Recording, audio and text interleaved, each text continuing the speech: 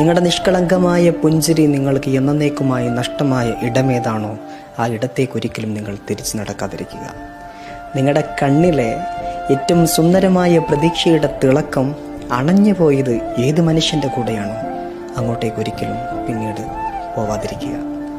ഞാനിതിങ്ങനെ ആലോചിക്കുമ്പോഴേ നിങ്ങളൊന്ന് ആലോചിക്കുക, നമുക്ക് ഏറ്റവും പ്രിയപ്പെട്ട മനുഷ്യരിൽ നിന്ന് എന്നേക്കുമായി ഇനി വരില്ല എന്ന ഒരു ഡിസിഷൻ എടുത്ത് നമ്മൾ ഇറങ്ങണമെങ്കിൽ എത്രയധികം ആ ഒരു പ്ലേസിൽ നിന്ന് നമ്മൾ വേദനിച്ചിട്ടുണ്ടാവണം.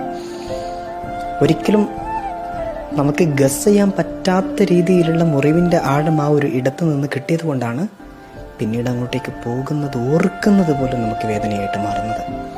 പറഞ്ഞു വരുന്നത് എത്രയേ ഉള്ളൂ, ലവ് യു സെൽഫ്.